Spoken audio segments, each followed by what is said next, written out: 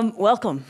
It's funny because when we named this and the word geometry came up, it was like, okay, now you're not going to make this too boring, or be sure and give people experiences. And so tonight's going to be a mixture of some intellectual information, some pretty pictures, and if it's okay with you guys, we'll actually get you up and have you feeling perhaps some things. Is that good? Everybody up for that? Great. Let me give you a little background then. As I was mentioned, I am a chiropractor. And I didn't go to make my qualitative statement, I didn't go to chiropractic to fix people. I became a chiropractor because philosophically it's about releasing the expression of the infinite potential within us. And when I read that and when I signed up for chiropractic, I took those words seriously. And my whole life in chiropractic, and as I serve people through that art, it's been about how can we truly deliver that promise? Because there is an infinite potential within us to heal, to grow, to evolve, to express life fully. And there are no limits to that. By definition, if it's infinite, there are no limits to that. And so each day as I serve, it's a question of how can we truly deliver that, and what does it mean? And so tonight I'm going to give just little snippets. I'm not going to go into the whole quantum theory of biogeometric integration because I want to get to the geometry. But to frame it, I think it serves just to give a little bit.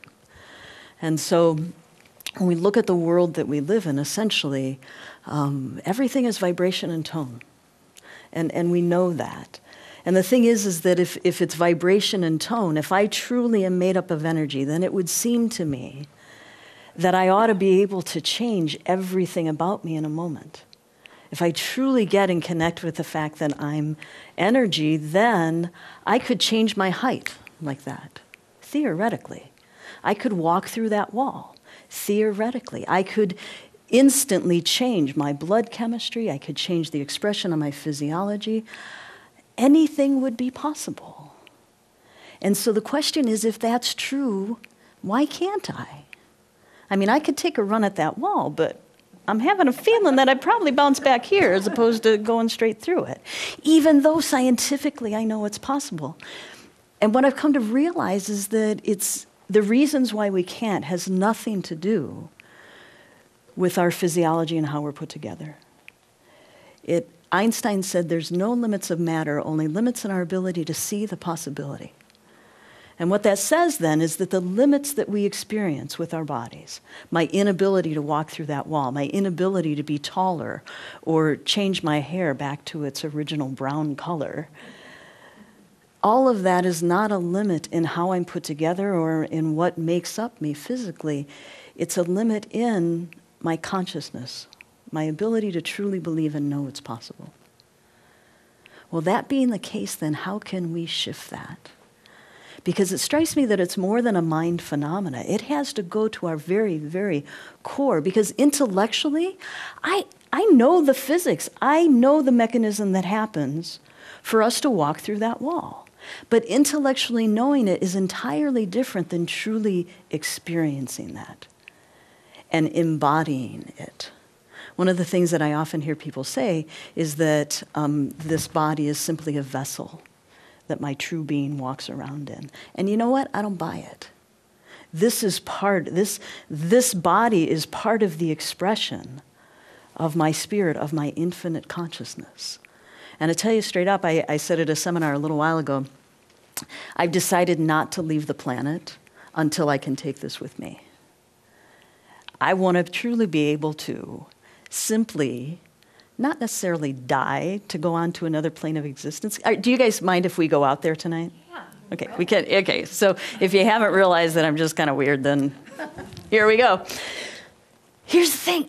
I want to be able to have a physiology that so embodies the infinite potential that I am.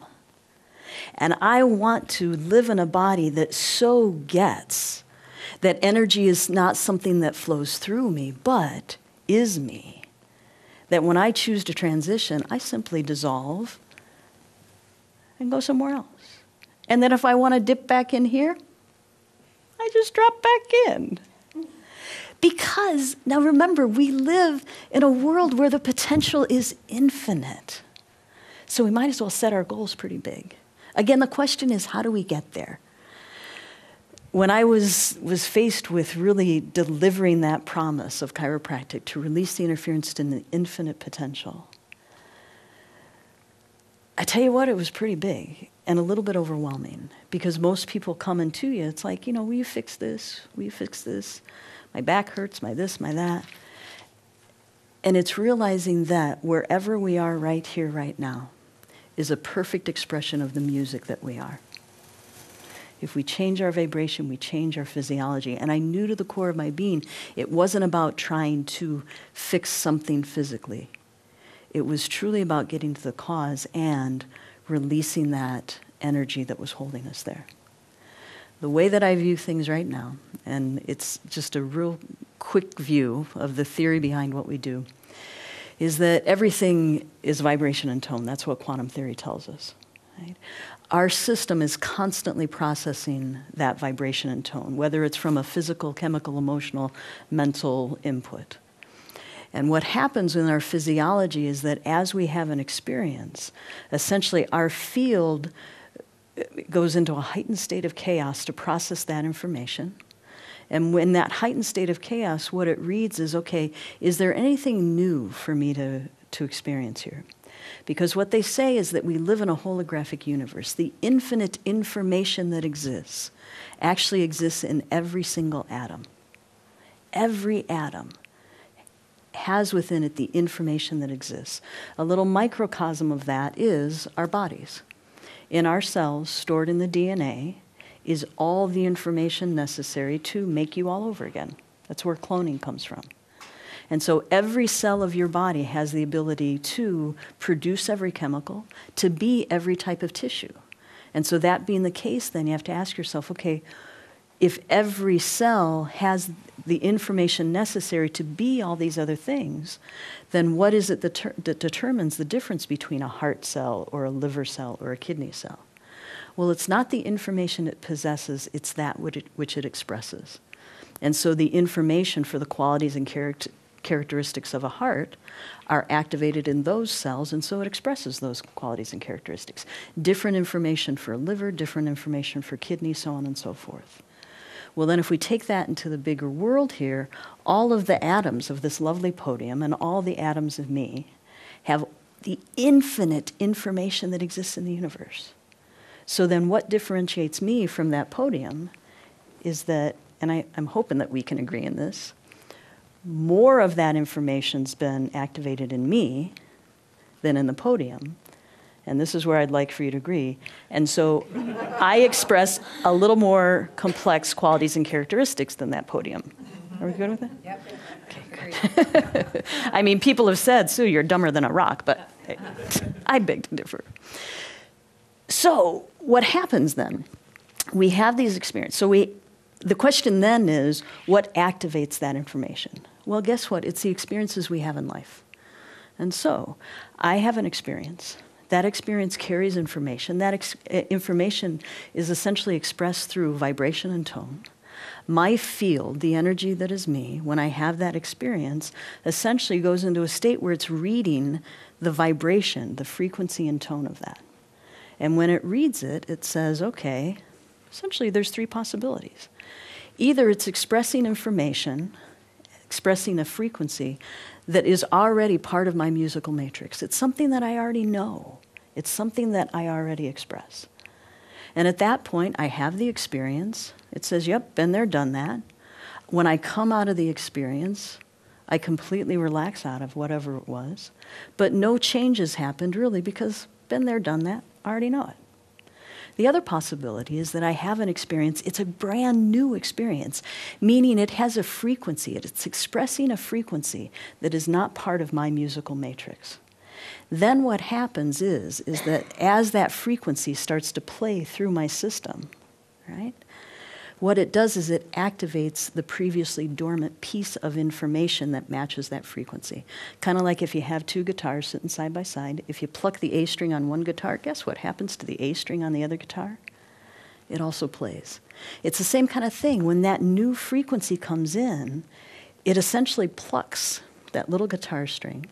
Then my cells, my atoms start to express that music. And so now this frequency, instead of just kind of playing in my field, actually is resonating from my being, increasing the complexity of my music. I'm a perfect expression of the music that I am. If you increase the complexity of my music, guess what I've just done? I've taken a little step along the path of evolution. And this is how we learn, grow, and evolve. This is how, over centuries, living systems have evolved to the state where we are right now. If we can understand that vibration, if we can understand that music, then we can start to get a glimpse of truly that information in the infinite. Because perfect case scenario, we integrate that experience, we learn, we take the step in evolution. Afterwards, we completely relax out of it. We're refreshed, we're new. I've learned, I've moved on. But you know what? I don't know about you, but I'm having a lot of experiences lately that I am not integrating. Things are coming fast, right? I mean, we get inundated with so much input now. What happens if we don't integrate it? What happens if I can't process that new frequency, that experience? Well, then it ends up stored in our body. Essentially, when that experience comes in, our field goes into this heightened state of chaos.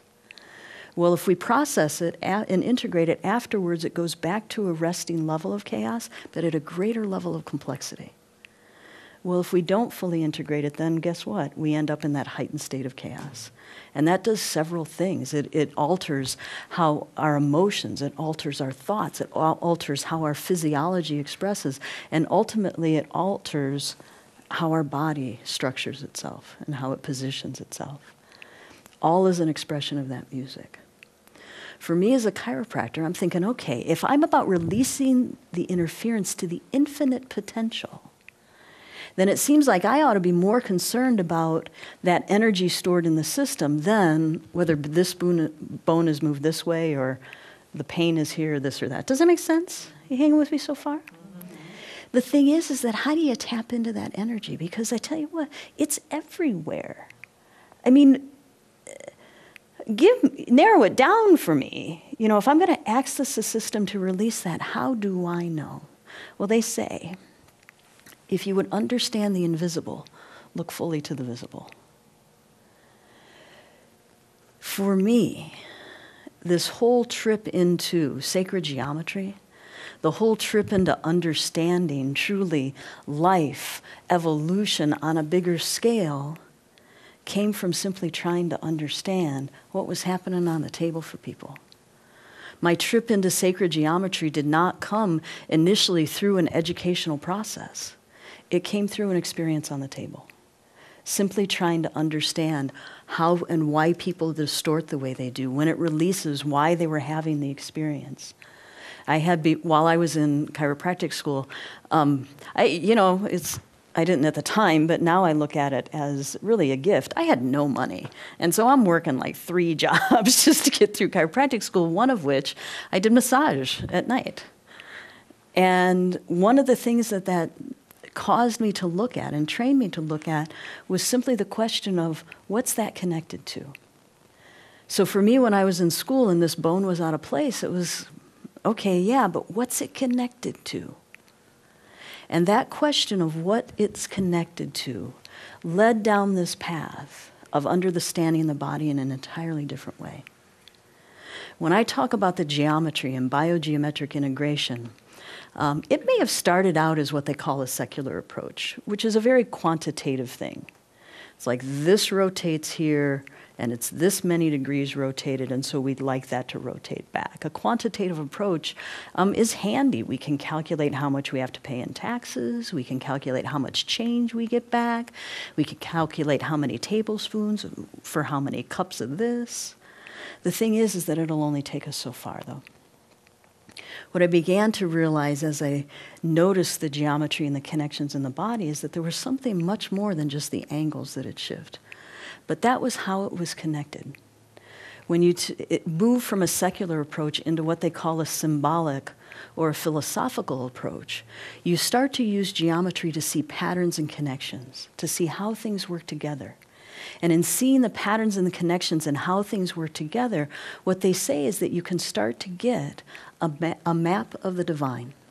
Originally, when mathematics and science were created, it wasn't about proving this or proving that. It was about trying to understand the world that we live in. And they felt if you could understand the principles of nature, the principles of design, then you could get a little glimpse into the mind of that infinite, however you define that. But in order to do that, you need to see the patterns. You need to see how things are connected.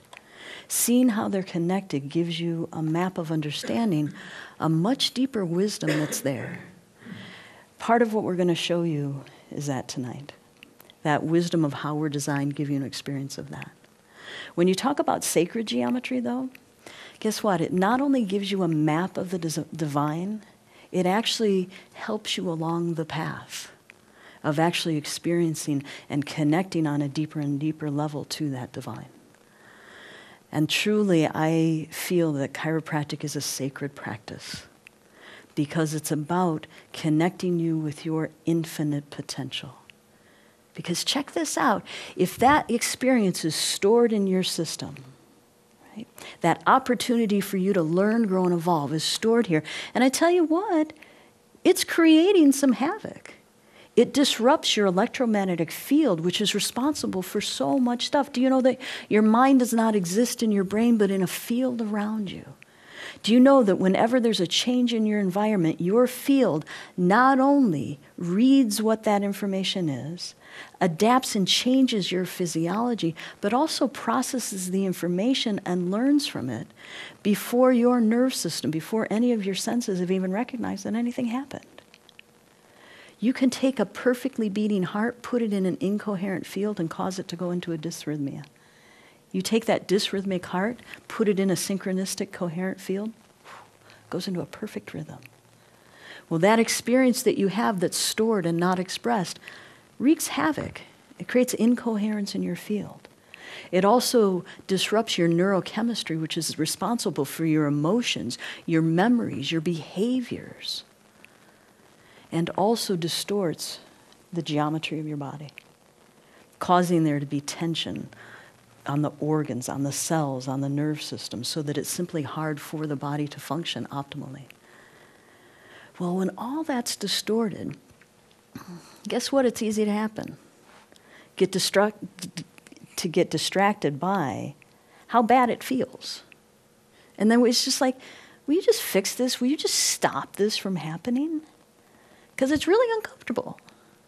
The thing is, though, is that if that's the only thing you see, if the only thing you see is the dis-ease and the discomfort that it creates, I just wonder if we're missing the opportunity and the possibility in it. If we seek to simply be comfortable in life, does that enhance our path to wherever it is that we want to go? And for some people, maybe it does. It's like, you know what? I really just need to be comfortable for a while. I just need to have it not be overwhelming for a while. It's great. I wonder if it's enough, though, long term. And that's for each of us to decide. Because here's the possibility in it. All that dis-ease that's being created is simply an expression of a potential that's within you to be more. Everybody, for just a minute, think about something that is your favorite thing in the world to do. Have you got one? Okay, for me, please don't judge. Karaoke. I love it. Love, love, love. There's a furrowed brow there. She's like, seriously? Here's the thing, though. I karaoke in the privacy of my own home. And in my office. I don't go to bars. I don't know if I'd like that. I love to sing. I was raised in a musical family. I love it, okay? So think about that thing that you just love to do. And now here's the deal. You can never do that again. Ever. Anybody else whose chest just tightened up a little bit? You have this amazing potential within you to express something of passion, of joy. Now you can't. That's what that information is in here. It's a potential for you to be more, to express more of that infinite within you. And something in the moment said, nope, I can't. It creates dis-ease. The good news about all you got going on is that guess what? It's a potential within you. Sometimes the people with the nastiest stuff, I got a 5-page history people fill out, and there are some people that like bring in a folder of 10, 20 more pages of all the stuff they got going on, right? And I gotta tell you, and maybe you think, if the karaoke didn't cue you into the sick mind, then here you go. Part of me, it's like my mouth waters a little bit because it's like, oh my gosh, that's so much potential within there. There's so much potential to release when there's all that going on. And I tell you what, the louder your body's screaming, the louder it's saying, set me free. Set me free. And so this is the model that we work with. The question now is then, if I'm going to release this potential that was of an intensity that at the moment you had it, you could not process it. If I'm going to release that again into your system, it seems to me at least prudent, if not loving and honoring and respectful, to release it in a way that has the greatest possibility and probability that this time, when it starts playing through there, you're in a place where you can release it. Does that make sense? Because I tell you what, anybody ever been pushed beyond what really served them? It doesn't serve. There's such a mess to clean up. And sometimes it locks it in so much deeper that it's just that much harder to release. They say that timing, perhaps in all things, is the most important thing. And so here we are. I know that with your average person, there's probably millions, billions of old experiences, potential within them that are there just ready to be released. The question is, which one is the perfect one for you right here, right now? And is there a way that we can understand the dynamics of it, how it's going to release, the pattern in the body? If that experience truly distorts, then it seems like I ought to be able to understand that. Well, one of the ways that I understand it, and now we're getting a little bit into geometry, is, everybody cool? Yeah. Hanging in there? Yeah. Okay, good. It's through the concept of tensegrity. The term was coined by R. Buckminster Fuller. It's a contraction of two words, tensional and integrity. And I just like to give people a little glimpse into Buckminster Fuller's mind. And here's how he defines it. Tensegrity describes a structural relationship principle in which structural shape is guaranteed by the finitely closed, comprehensively continuous tensional behaviors of the system and not by the discontinuous and exclusively local compressional member behaviors. Is that clear for everybody? I mean, you think I'm talking, not that it's gibberish, but man, you gotta be way smarter than me to dissect that. So let me break it down for you. Geodesic Dome. Okay, here's another sick thing about me. One of my desires is to go on that lovely television show Survivor and build a geodesic dome for us all to live on. It's like, you go do this, I gotta build my dome, right? Anyway. Just seeing if you're awake, just lightening up. Thanks for laughing. So this is a tensegrity structure. It's essentially, it's very, very simple building blocks. It's a combination of hard things, rigid struts, and what they call tension-bearing members, stretchy things. And the rigid struts can bear both compression and tension and maintain their integrity. The tension-bearing members can bear tension, but if you put too much compression, they'll collapse. Right? If you look at the individual building blocks, it's stretchy things and hard things. It's really no big deal. However, because of how they're put together, it creates this amazing structure, the qualities and characteristics of which you would never predict based on those two simple things. And here's the principles of it. First off, every tensegrity structure is what they call triangulated. And so triangles have to be there, essentially. This shape can change, but this one can't. The other thing is that if you'll notice, the rigid struts, they don't meet. What connects everything to everything else is the tension-bearing members.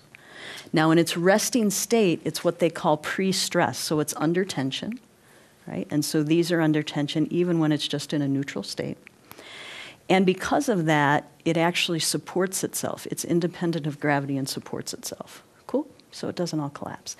The other really cool thing is that if you put any type of energy into it, whether it's a physical force, a vibration, information, what this creates, because of how it's put together, is a huge transmission array, so that any energy or force put in immediately is translated over the entire structure. Do you see that? Essentially what that does is it takes a bunch of individual parts and turns them into a community, where they are in direct communication. It is physically impossible for tensegrity structures to move part of it without distorting the entirety of it. It's physically impossible to put information in part of it and not have everybody who's all the parts get the information. Cool? Why is that important in any way, shape, or form? Just because it's cool. Here's the thing. Guess what we are? We are big old tensegrity structures. Okay? On a macroscopic level, the rigid struts are our bones. The tension-bearing members are muscles, ligaments, tendons, all the connective tissue of the body. Even on a microscopic level, on a cellular level, the rigid struts are microtubules, extracellular matrix, large bundles of microfilaments. The tension-bearing members are individual microfilaments. And so from a big scale to a little scale, this is how we're put together. Now, has anybody, how many people studied biology at all? Yeah. So lung tissue, very, very delicate tissue. I mean, incredibly delicate tissue. You ever wonder how it is that you can take a big breath or sneeze really hard and your lungs aren't ripped to shreds? It's such delicate tissue. If you take a look at the skin cells of your body, you can pull on your skin, you can stretch, and they aren't ripped to shreds, and yet it's very delicate tissue. You ever wonder how that is? Do you ever wonder how it is that sometimes you twist your ankle and then all of a sudden you're feeling it up clear here? It's because everything's connected to everything else. When you feel that tension in your stomach, a lot of times, gosh, I've got a headache from it. Or I can feel it all the way down through gripping my feet. It's because everything's connected to everything else. Just to give you a couple pictures. This is by a guy named Donald Ingberg. He's an MD, and this is his model of a cell. I just think it's kind of fun. The little red thing is a nucleus in the middle. And then here's the Tensegrities model. This was created by a guy named T.E. Flemons, and he's actually a structural engineer, and he saw a lot of people in the life sciences start to apply the concepts of tensegrity to living systems. And he simply asked the question, is it true?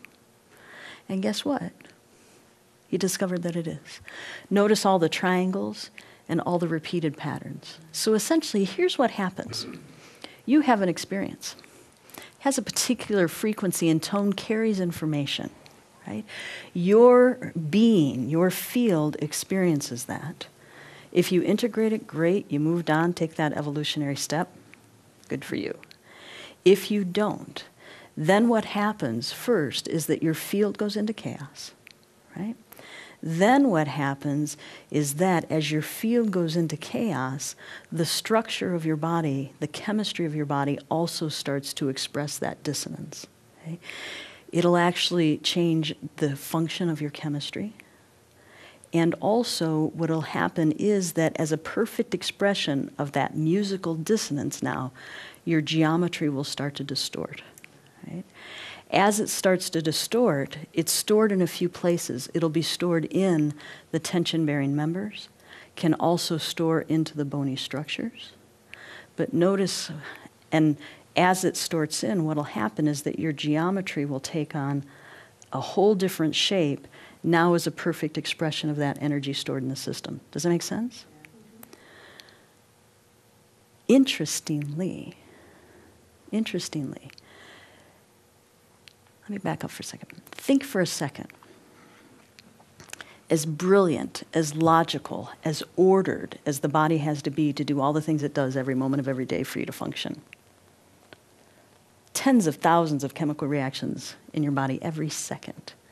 The simple thing of taking a step, the muscles that have to contract, the ones that have to relax, the proprioception so that you can balance, let alone the chemistry that shifts just so that energy is produced to do it. It's pretty smart. It is equally as brilliant and logical and ordered at how it stores this stuff.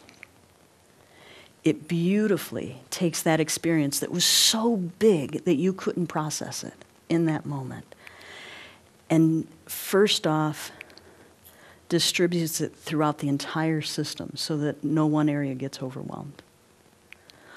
Also, it distorts it in a way where first you'll feel it in a particular tissue, then you'll feel it lock further into particular points in the body. Those points are what carries the greatest potential. Right? That distortion that say this is one cell is going to repeat in every single cell of the body, and that same distortion is going to repeat, guess what, in the bigger macroscopic structures of the body too. And so there's going to be this repeated pattern of this distortion in every single cell of your body. Is that cool or what? All is a perfect expression of this dissonance. Am I just crazy weird, or is that just... That's how brilliant the body is. Right? It stores it in this way. And so here's the deal. Here's what I'd like for you to do. I want you to, from your... I didn't mean to throw that at you. I'm sorry. Here's what I want you to do. You can sit, you can stand, whatever. But I'd like for you to get a feel for how things are connected. And so first off, just turn shoulders. Keep your pelvis straight and turn from your shoulders. Now notice, do you feel it locking at the base of your ribs? Yeah, feel that tension that's created in your ribs? Yeah.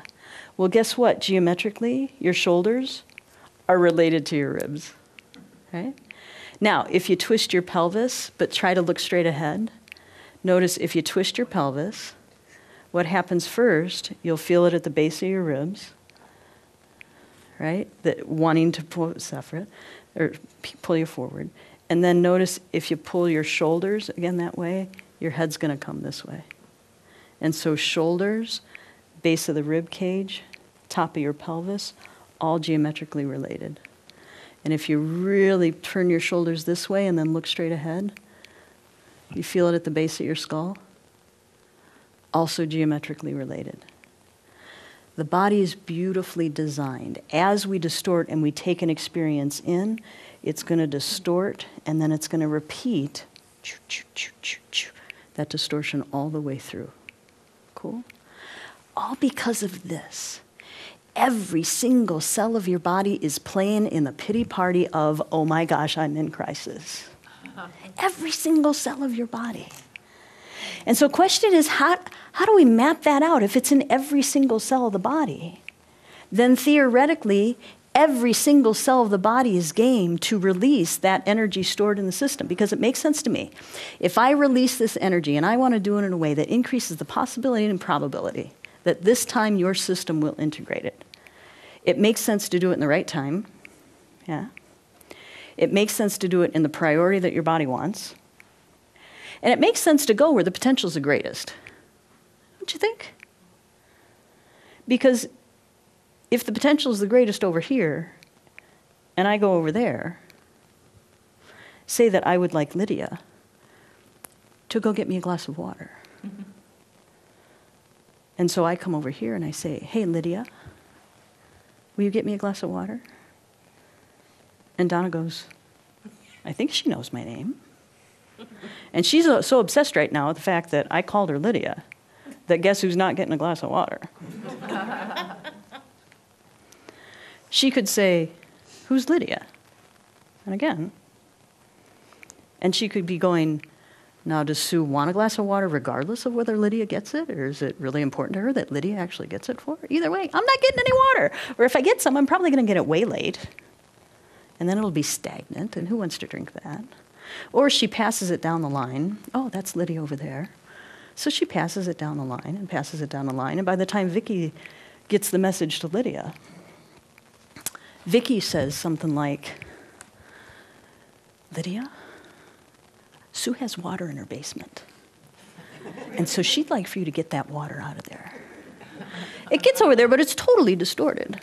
All because I went where the potential wasn't. Does that make sense? Yeah. If I go in your system to release it where the potential is not there, then I'm going to be doing a lot of work for nothing.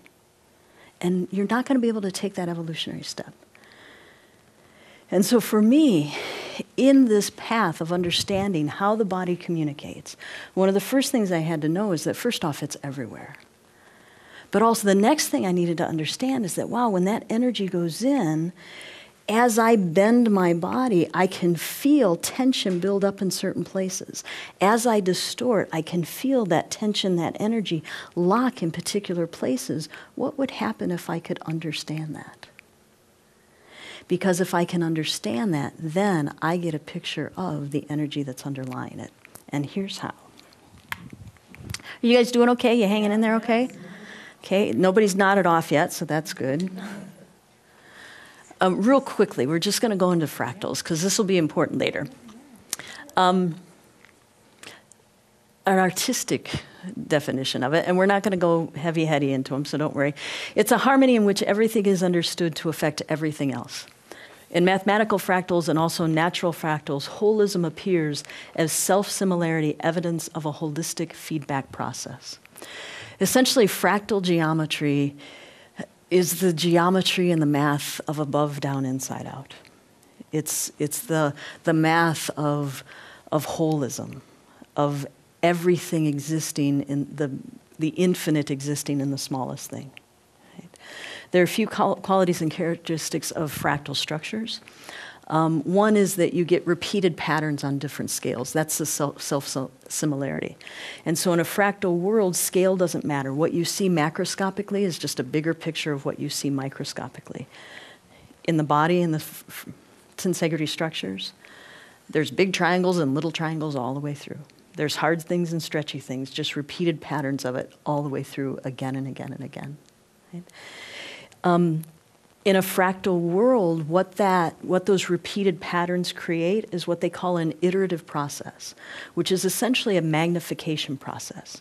And so mathematically, an iterative process is if you take two numbers and add them together, and you take the sum and add it back in, and the sum of that and add it back in. You keep doing that a few times, you're going to end up with a huge number on the other end. Well, that's how the body happens. Very simple things, simple input into the system, because of our fractal nature, can actually become magnified as it goes through. And that's that whole idea that very complex things can arise from very simple causes. You know, if you think about it, just some examples. One moment of passion, and you could have a whole brand new human being. That's a very simple thing, creating something pretty complex at the end, right? One incident can completely change the direction of a nation. And I tell you what, when you're in the healing arts, one touch, one word can change the person's life if it's artfully applied in the right time. Right? This is the nature of us. The simplest thing can cause huge things to happen. The most famous of the Mandelbrot's, or of the fractals, is the Mandelbrot set. And that is the basic design, and we won't talk about the mathematics of it, but there it is. And so let me take you on a little trip into the Mandelbrot. And what you're going to look for is that design.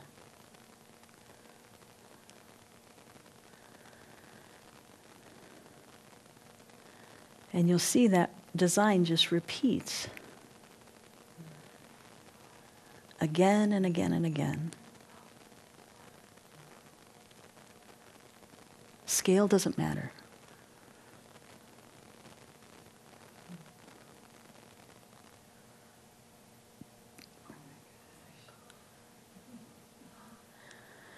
getting very sleepy. Sue is a brilliant speaker.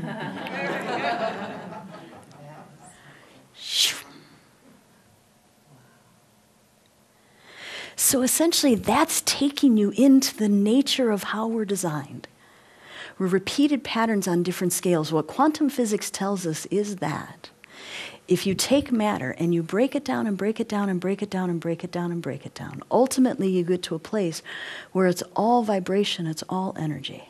Well, that's what you saw happen in that. We started getting deeper and deeper to that fractal, finer levels of magnification over and over and over again, that same pattern, repeating, finer and finer geometry. And then at the core, at the end of it, that energy spirals out. If you would understand the invisible, look fully to the visible. If you want to understand the energy that we are, then understand the fractal nature that we are. If I can understand the geometry on the surface, then guess what?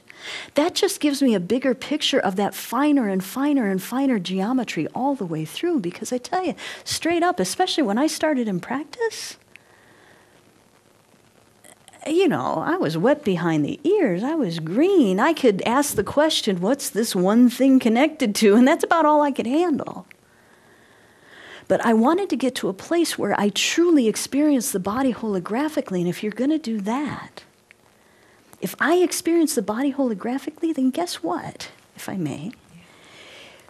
Every single cell of her body has within it the infinite information of the universe. Every single cell of her body has within it the infinite information, every experience she's had, every bit of growth that's happened, every experience that is yet to express its potential and integrate. Knowing that, and the fact that everything is connected to everything else, then from one place, I ought to be able to connect and know the infinity of her. Feel from that place every part of her. Tap into all of it and release it in that one thing. I've now told you that it's possible. Now that I've told you, we can all do it, right? Knowing it and experiencing it and embodying it are two different things. But what if we could take little baby steps?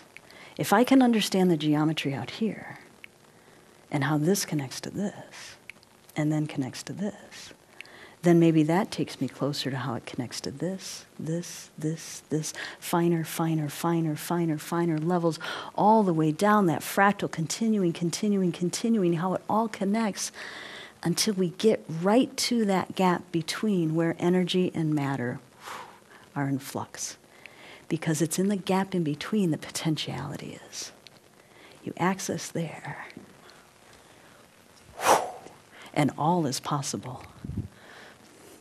Here's a little bit of the fractals of nature, just because I promised some pretty pictures, and then we'll get into some experience thing. One of the simplest is simply branches. A tree has a trunk and branches, which has more branches and more branches and more branches. You can actually calculate from 2 trees. I won't tell you the whole story. But from 2 trees, if you measure the diameter of all the branches on those trees, and get a proportionate relationship of the different diameters of branches, you can actually calculate the sizes of trees in an entire forest. It's really cool. Again. Did you know in this fractal world that we live in, the geometry of the petal pattern of a daisy is the exact geometry of the chlorophyll molecule, which brings life to plants? Your DNA carries tremendous amounts of information in a very small space. Its geometry allows it to replicate with incredible accuracy and efficiently. See, I always love to, please let me show you the picture of your DNA. Instead of side view, shot down the shaft. It's simply a beautiful flower. We are fractal at our core. Not only within ourselves, but in all that exists. Buckminster Fuller said the world is built on a framework of triangles. And we see it happen in all of the structuring of all living things. We are all built according to the same proportion called the golden mean. And it repeats over and over and over again. Do you guys see the Bodyworks exhibit? The plastic, really cool and really kind of creepy at the same time. Yeah, this is essentially the arterial system, colorized and plasticized. And from this simple branching of arteries and arteries and arteries, ultimately into capillaries, you see an entire duck and a rabbit. That's why when chemicals go into the system, they can disperse so completely throughout the physiology because of that repeated pattern over and over again. A hand and a face. Again, we are beautiful and infinite in our design. I tell you what, when people come in and say, oh, my stupid body, I'm like, oh my gosh, please. It is so brilliant and so smart and supports us in such incredible ways when we really don't treat it very nicely most of the time. And yet it functions. I tell you what, I had no idea until I started reading the histories of people who come in, how truly much people experience. And still, we're halfway nice, functional human beings walking around on the planet. Our bodies are so incredible. So here's what I discovered. So I'm in my practice, goofing around, saying, okay, what's connected to what? And what I was feeling is these big tracks of tension, right? They'd come up through the legs, and then it seemed like they'd anchor into somewhere. And then that tension would continue up, and it'd anchor into somewhere else. And it'd continue up, and it'd anchor into something else. And I'm like, wow, these are connected. And it seemed that if I accessed and released where it anchored in, the whole thing would shift. I was like, wow. And what was cool about feeling what was connected to what is that you started to get a sense of working with the body as an integrated whole, as opposed to, oh, this part hurts, let's do something with it. Oh, this part hurts, let's do something with it. And you actually could see where it was all coming from. Once I understood the geometry in the body, I don't care what crazy stuff people started coming in with, it all made perfect sense based on how the tension was and how it was pulling. And so I'm goofing around with this great geometry. It's triangular. There's one at the sacrum here. And then there's another one, if you take the base of your ribs, there's a base there, and then it goes to a point right at the top of your sacrum. And then there's another one where the base is just above that. The sides go between your shoulder blades, and then the point of it's right up here, the base of your neck. There's another one where the base is right under your skull, and then the point goes down. And then there's another one where the base is at your skull. It arcs over your head and ends up right here. And then another one where the base goes across your shoulders. The sides go along the top of your clavicle. And then it ends up right here at the top of your breastbone.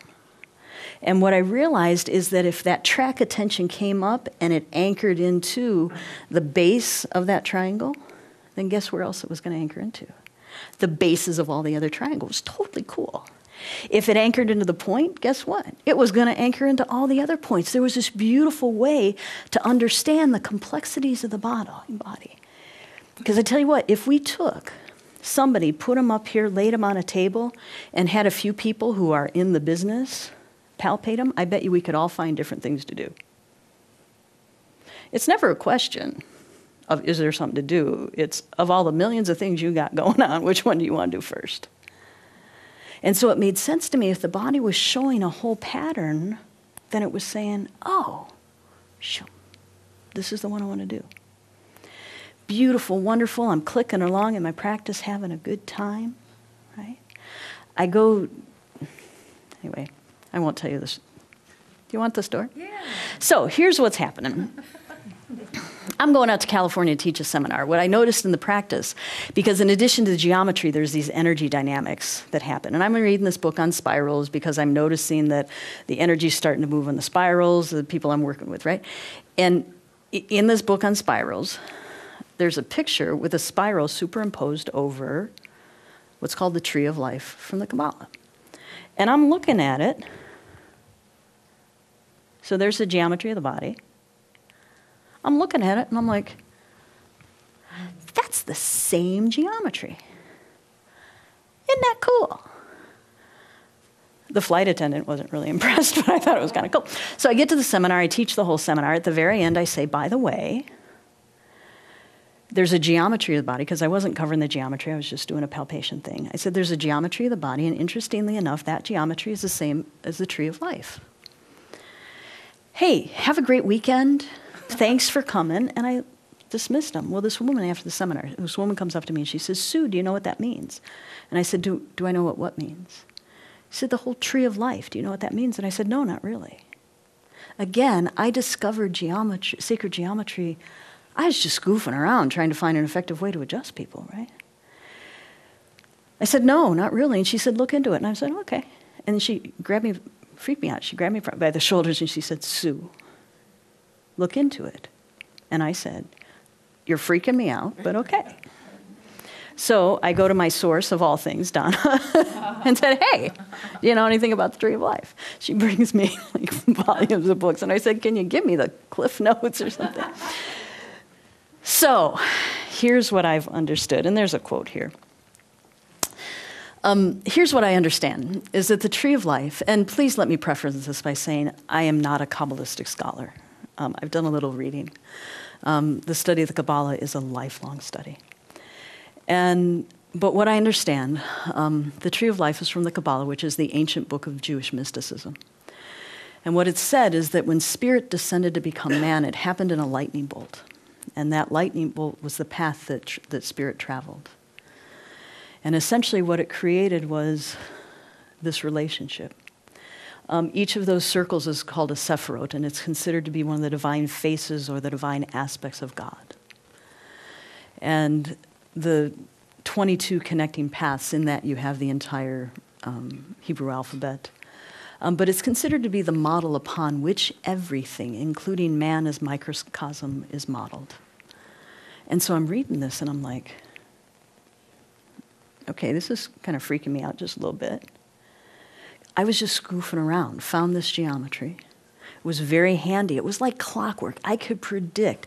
If I knew where one of the places it landed, I could tell you exactly where else in the system it was going to land. And then I find out that it's the same as this. I'm starting to read more and more about the tree of life.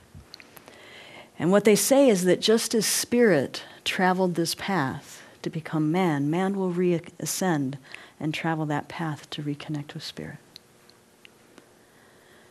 And as I'm reading this, I'm like, man, this is a little big, because I tell you what, even though I was totally committed to releasing the interference to the expression of the infinite potential in all beings, I hadn't really thought about what that meant on a deeper and on a spiritual level.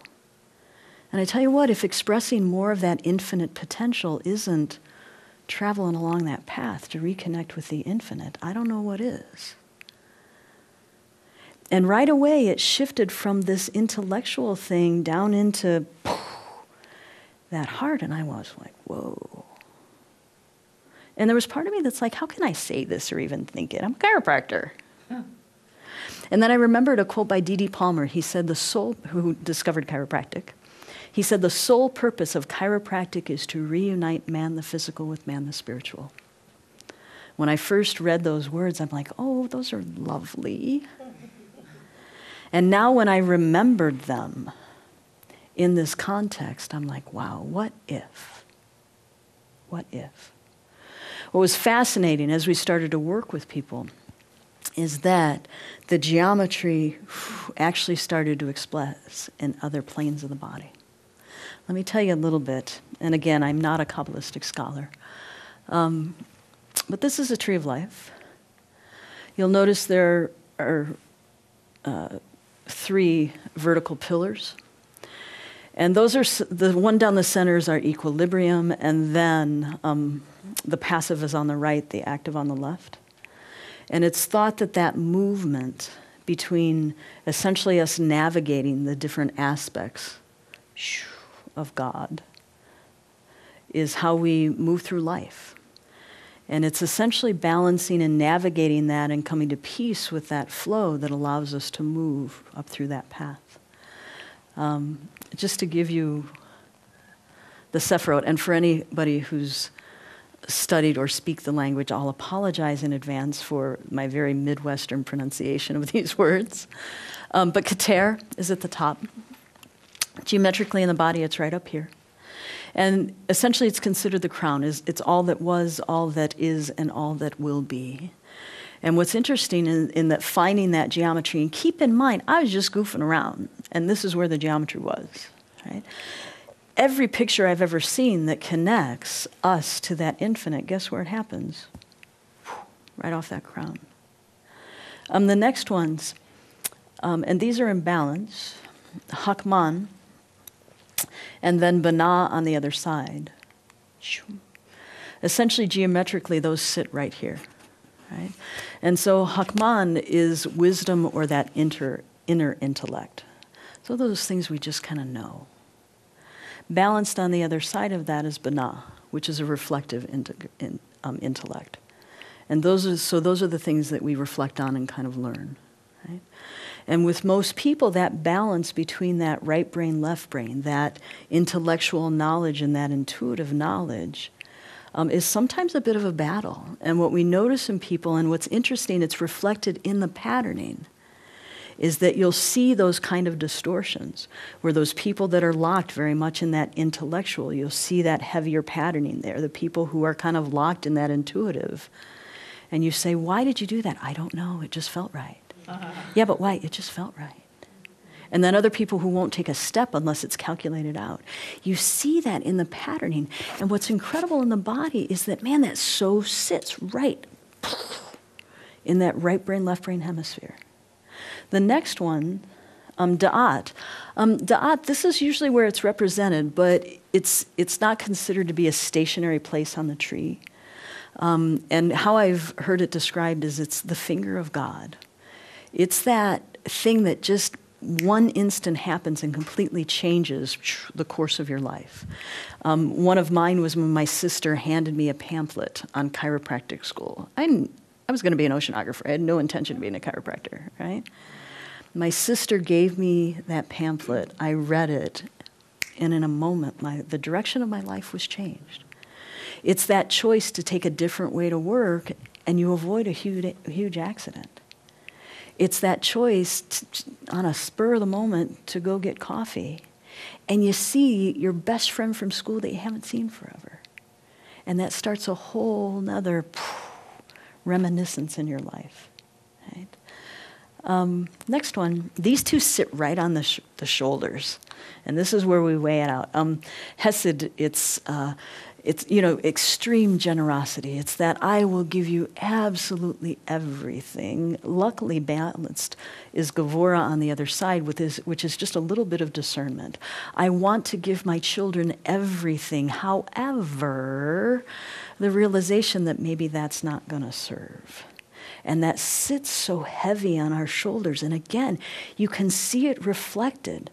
When somebody comes in and that weight of the world and their patterning is on their shoulders, you can feel that argument back and forth of what their heart wants to do and what they feel is appropriate and what their heart yearns for and yet what they should do. It all just sits right there.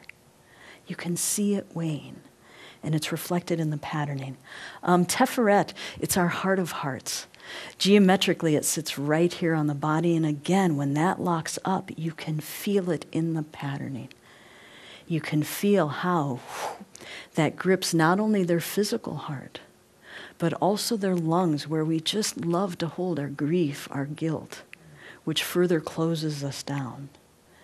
There are times where, you say something to somebody on the table and they're like, how did you know? And it's like, you know what? It's all geometry. As I started to study more and more about the tree of life, it's like, oh my gosh, it makes perfect sense.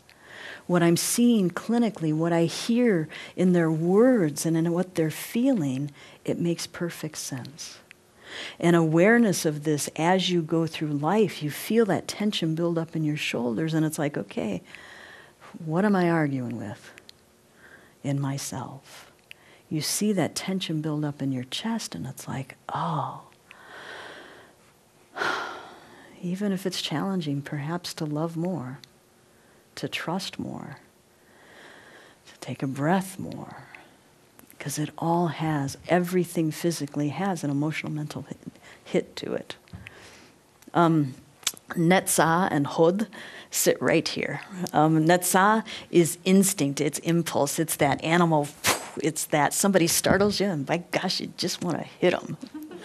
Luckily, on the other side of that is Hod, which is just a little bit of cognitive control that maybe you just, you want to hit them, but maybe you shouldn't. Or you walk and you see the person of your dreams and you know that it's meant to be, but before you lay a big kiss on them, you at least introduce yourself first. A little bit of cognitive control. Again, right at that solar plexus where it sits, and you can tell that. That grips there, boy, those adrenals start to fire and the person is just on overload, where everything in their system wants to drive, instinct, and yet control, grip it tighter. You can feel it, you can see it. There are no accidents, there's a perfect geometry to the body. Are you having fun? Is this? Yeah. Cool. Yesod sits here, right? It's our action, our perception in and of the world. Interestingly, there are many yogic practices that say that life enters at L5 right here. Essentially, that's when we come into this plane, when we are here, that's what anchors us into that reality. And again, the people that have that low back gripping, often there's this battle between that cognitive control, that instinct, and then that foundation of should I, could I, this, that support in the world. Do I really have what I need to? Can I trust the world that I'm in? Can I take that action? You can just feel it battling through their whole system. The final one, Malkut. It's right at your tailbone. And that's essentially the presence of God in matter. And again, whenever you see those pictures where we're connected to Earth, guess where it is? Coming right through that bottom. You can tell those people, that tucked tailbone, they're going, do I really want to be on the planet? It's a little scary here. You can see it so strongly in their physiology. Every single one of these. I was going to take you through some distortions so that you can feel them, but it's not particularly pleasant. Okay, never mind. When I teach seminars, I make the students sometimes go into these huge postures, and then, of course, we adjust them and clear it all out later, but it's a little nasty in the room for a while. And so here's the relationships. There's this beautiful geometry of the body and this connection to this ancient spiritual teaching. If you study anything of sacred geometry, the flower of life, Metatron's cube, all of those things are derived essentially from different derivations of this. It's an ancient, beautiful knowledge. This from the Kabbalistic tradition. Interestingly, there are also relations to the Hindu tradition, or the Vedic tradition. Carolyn Mace made, with Anatomy of the Spirit, popularized this. This isn't from her book, but essentially also if you take a look at it, and if you take a look at the energy centers of the body, they also relate to this geometry. And so at the base of the spine, where Malkut is Muladhara. In the genitals is Svadhisthana, which is where you saw this. In the solar plexus, where Had and Netzad are, is Manipura. At the heart, which is Anahata, it's three of them. It's Teferet, Gevura, and Hesed together. And then Visuddhi at the throat is where Da'at is typically represented. Azna, which is the midbrain, is where Bana and Hakman are, through here. And then Sahasraha is Keter at the top. Now, what's interesting about this dynamic is there's not only for those who are very aware of their chakras, as you're starting to release these patterns, you'll feel that pulsing and that shifting happen through the system, and it's part of the energy dynamic and flow. But also you'll see it in the dynamic of what the person's working through. You'll notice that some of those relationships have a single sephirot associated with them, and others have two or three. And what they say that has to do with is how we learn and what they call internal and external dualities. Essentially, our internal dualities are the things that we need to figure out on our own. Okay? All by ourselves, nobody can handle that for us. We really need to navigate that. With Hod and Netzah, essentially that has to do with balancing our thoughts and our feelings.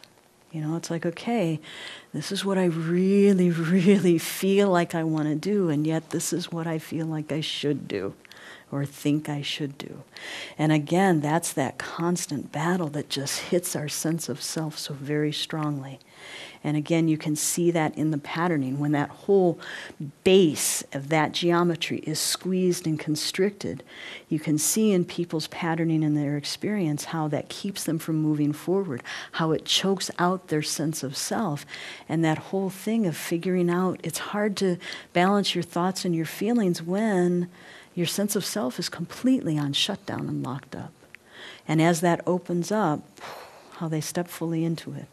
Binah and Hakman, that has to do with that whole, you know, that ideal spiritual and our free will, right?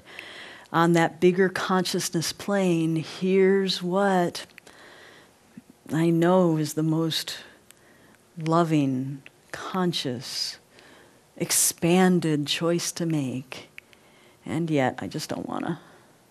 It's just too hard sometimes. I would love to reduce my footprint on the planet. I would love to be totally green. However, I have an office where we generate paper. We try to reduce it, but we still generate paper to hand to people. I fly all over and teach. And tons of money is spent in air travel. I tell you what, I have a huge composter. And it's sat in my shed now for 2 seasons. Because it's just too much with the 3 dogs to keep the tub around because they always want to get the top out. You know, I mean, there's all this stuff that, gosh, I want to be such a conscious person, and yet sometimes it's too much energy. It's too exhausting to be conscious about every full thing. But it's an internal thing. Nobody can should us into it. Nobody can legislate us into it. We got to figure it out ourselves. The most complex one, where Teferet, Gevurah, and Hesed meet, this is truly that soul life lesson of how open can my heart be and still be safe. You know, one of the reasons we lock up here, one of the reasons why the body has structured this nice breastbone, these nice ribs, all here is because, not just because there's vital organs there, but there's vital centers here. This is not only where our heart of heart is, it's where we navigate. I want to be completely open-hearted, but sometimes I'm in an environment that it would just be too damaging. How do we navigate when we can fully open up and when we need to just keep a little bit of distance and yet not shut off completely? That is all navigated right here. Having awareness of that, and again, I don't want to take you into the distortion of it, but having an awareness of that center, how important it is consciously shifting, stretching with that thought of love, of expansion. Often the biggest thing is the love of self. It's amazing the differences we can make when we breathe, not just but to do it with feeling, with thought, with intention. All internal dualities. The external dualities, this is stuff where, you know what, we kind of need people around us to navigate this. Malkut, essentially that's survival in the world. Well, if you're going to figure out how to survive in the world, guess where you got to be? In the world. Donna always told me, she said, you know, it's easy to get enlightened on a mountaintop. Get enlightened when you're sitting on the back of the bus with 3 screaming kids and the person next to you smoking and the other person yelling at you. Get enlightened there. Then you know you're solid, right? You know you're on that path. You saw it in interpersonal relationships. Again, it's an external duality. We need that person to mirror, to bounce off of, to navigate where we are in the world. Da'at is expression or communication. I tell you what, when I make up my PowerPoint and have this lecture going on in the head, it makes so much sense to me. And then sometimes I say it out loud and I see the furrowed brow and it's like, okay, maybe not quite so much. I get the, again, unless we have somebody to bounce it off of, we really just don't know whether it makes sense to anybody but us. Keter, it's a realization of unity, both within and without. I tell you what, when I'm all by myself, life is good. And then y'all get in my way, right? It's easy to feel this expansion of love and this unity when you're hanging out with people who so agree with you and you love them. And then not quite so much when you're hanging out with people who don't maybe agree quite so much with you. Can you still feel that sense of unity, that love, standing next to the person who is spouting principles that you will spend your life going against? That's the thing. All of these things we see navigate, all those internal dualities or the external dualities go right down our core. And that's why when we approach somebody, that full center, we want to meet them there. Being very aware of that center, that core, knowing who we are, and yet fully connected because we need them in every interaction to grow to walk our path. The internal dualities, they sit out at the sides and wave us back and forth, cause us, demand of us that we move forward, that we balance it. Again, as we move through our bodies to be aware of this, as we exercise, as we do yoga, as we stretch, to be aware of the relationships in the body is a very powerful, powerful thing. Because if you want to release that potential within you, I tell you what, there are some patterns that it's handy if you've got somebody with a little bit of perspective on it. I know for me, my system's pretty efficient at releasing stuff. However, there are some things in me, many things in me, that have been there for so long and are so much a part of who I am that I don't even recognize them as being anything except who I am. I need somebody with perspective on it to say, hey, do you know that you've got some crumbs on your chin here? Hey, did you know this was here and that it's not who you are? It's something, a potential you can become. There are other things that, you know what, as we become more aware of this geometry of our body, you can release on your own. You're feeling that tension through the core of your body. When you do your yoga practice, be aware of this, or your breath, or just stretching or exercising to be aware of that dynamic as it moves through, to perhaps move through some of these things. Just a possibility. How you guys doing? Guess what? And we're going to get to an exercise soon. You said you didn't want to go into distortions, so I can't be held responsible for you not being out of your chairs for that.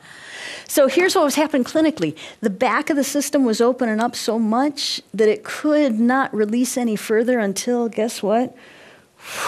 The front of the body had to be released.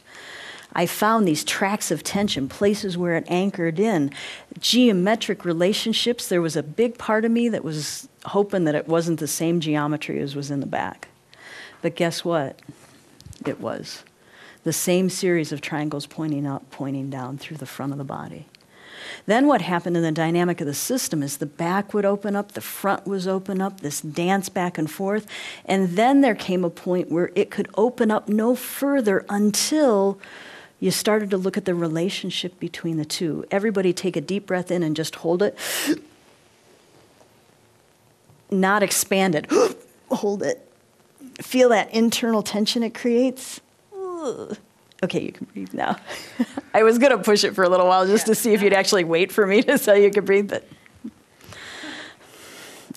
I'd hate on the webcast for people to be passing out, so. It's what we call sagittal tension. It's a dynamic between the back of the body and the front of the body where essentially it squeezes in. People with a very high sagittal tension, have you ever seen those people that are just a little smaller than they ought to be? You take a look at them from the side and it's like, where are your lungs? Because their rib cage is so flat. Or you take a look at them from the front and it's like when they were a little kid, they got shut in the bus door. And they just never quite sprung back. They're just a little too narrow. Those people tend to have a lot of sagittal tension. They tend to have a lot of environmental sensitivities, often apologetic for the space they take up on the planet, let alone the air they breathe. Right? Sagittal. Boom. The next one, the sagittals, and open up this beautiful dance between the anterior, the posterior, these spirals awakening in the system, opening up. And then what happened, there was such flexibility in the system that the body actually seemed to be looking at not just its relationship internally, but its relationship to the environment around them. Huge patterns started to go down the arms, the legs, the same tracking system. And guess what? Down the arms, the legs, same geometry. Sagittals in 3 dimensions, because it's a relationship between the front and the back, the same geometry. How it makes sense to me and how we typically describe them is that, say, the back or the posterior is you. The anterior geometry or the front of the geometry is your partner, your significant other. The sagittals are that third entity that's created by the two of you in relationship. It's a much more dynamic. And then the coronals that go down the arms and the legs is when the two of you, it's the fourth dynamic that's created when the two of you go out in public and begin to relate with the in-laws, with their friends, with your friends, which, again, a much more complex environment. And what was incredible is that you actually started to see it in how the person was expressing on the table. When we were working with the back, a lot of it had to do with structure. You know, getting their system stable, getting it to open up, not only the structure where the bones are positioned, but the actual structure of tissue. As we started to work with the front of the body, you started to see a lot more changes clinically in the organs and the chemistry of the body. People more often would have emotions come up. When the sagittals started to open up, that's when people's belief systems started to come into play. People who never really started talking to me started talking to me. And for any of you who've been in my practice, I don't talk very much, right? Much to the dismay of many people who want to see me. But they're talking to me, and their conversation, they're starting to make connections about, wow, I realize that it's when I go to see these people, that's when I get those headaches. Or it's when I eat this, that's when I get all stressed out. They started to see relationships between some of the things that they're doing and how it was affecting. A lot of people started really questioning, okay, you know, who am I? Who am I as a woman, as a partner, as a parent, as a professional? All of these things just kind of start popping into the head. And so it seemed that people's belief systems were really associated with that sagittals. And it made so much sense because, man, it's our beliefs that just lock us up so terribly. When the coronals that go down the arms and the legs, when those started opening up, then the whole conversation started to go, okay, I'm figuring out who I am, but who am I in relation to you? To my boss, to my partner, to my kids? People actually started to redefine even looking at their spirituality, looking at the environment, people starting to become a little bit more conscious of what was going on with other people in the waiting room. One of the things I love about my practice, it's just a big old family there. And maybe people's first 2 times in or something like that, you can see them, you can tell the new people because they're just kind of there reading their books. And then as the patterns start to open up, you start to see this blossoming that happens that now people are helping each other out to the car. They're like, hey, let me help you with this. It's just this huge community because that's how the system opens up. It's our natural state to live in community. It's our natural state to care about people. Sometimes it just takes a little bit of getting the gunk out of the way. I see these things happening clinically, and guess what? Ultimately,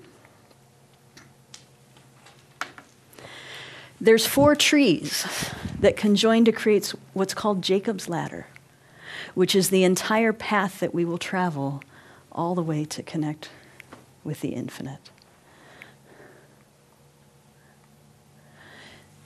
They say that the first tree, it's the world of action, and in the human body has to do with our structure. The second tree, it's the world of formation. It has to do with our organs, our chemistry, our emotions. The third tree, it's the world of creation. It has to do with our mind, our belief systems.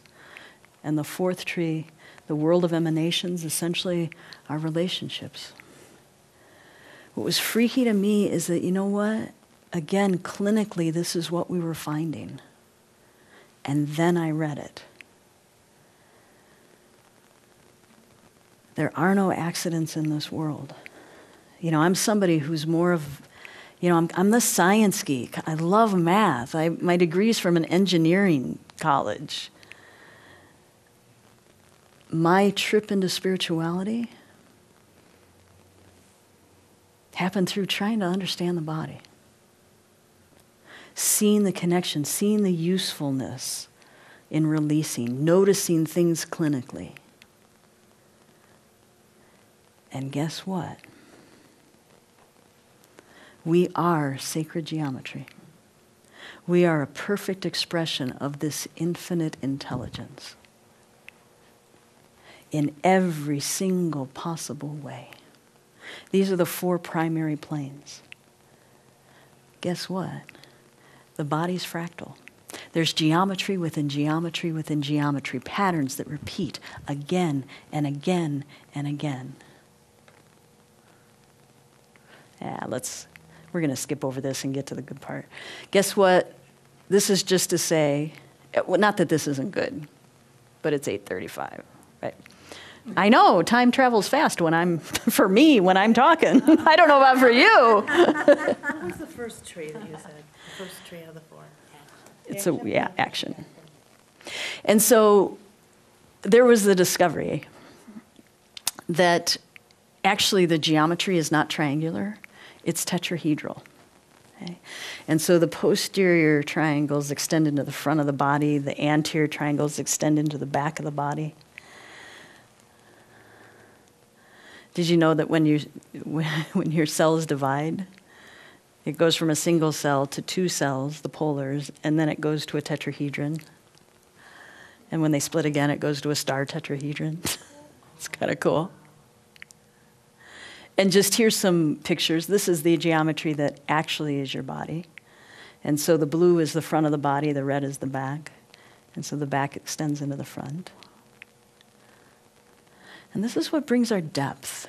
Once you take something from 2 dimensions to 3 dimensions, you actually have the feel of the whole. And what's interesting about that, and so imagine, there's triangles that point up, triangles that point down.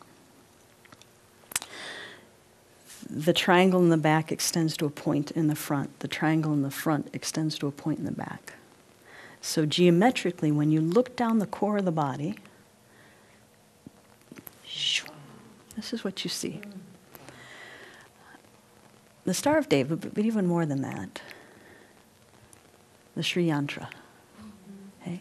Now remember, we said your geometry is a perfect expression of your music, a perfect expression of the energy that you are.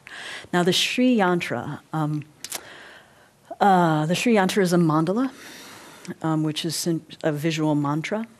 You know, mantra is a word, the most famous is probably Om, that carries a particular vibration, that if you repeat that, then it sets up that vibration in your system. Well, this is a visual representation of essentially creation. And so it's the male and female coming together, and it's considered that from that springs the entire manifest world. Well, that running through, geometrically running through the core of us, is the power of creation. Now tune in, just for a moment, just tune in right to your core. Feel it from the bottom of that tree of life in your geometry, coming all the way up through that center pillar. It's where your spine is, right? It's no mistake that your spinal cord is running right through that center. Right? as those electrical impulses go up and down through there, essentially it creates this huge torus energetic flow, this amazing field that circles around and runs straight up through your core. Geometrically, it's a perfect representation of the power that you are running through that center. Because what happens is that the music forms your geometry, and then in the geometry taking form, it resonates and plays back that same music. Energy is not something that flows through you, it is you. In going through that reconnection and releasing that infinite potential, what's happening is not only is your system integrating that piece of information, that music becoming part of the field that you are, and you taking that evolutionary step. But with each step, with each time, as your system connects to the geometry in the back, the geometry in the front, the geometry that is the relationship, the geometry as it connects, essentially your system is remembering its connectedness. And in remembering its connectedness, it becomes whole.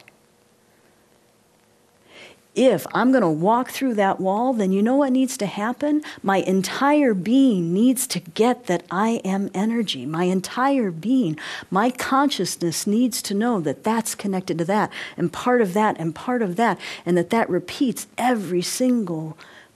through every single layer. Cellularly, all the way down to my atoms. It needs to connect with, oh my gosh, as I go through and connect with my fractal nature and everything that's connected to everything else, ultimately I get to a place of awareness of energy and flow so that I experience myself as connected. I experience myself as the energetic being that I am. That's the evolution that is possible and can happen as we connect with our geometry. Because as we connect with it, we resonate back, our consciousness recognizes it, and it simply becomes part of who we are, not something that we just know is possible.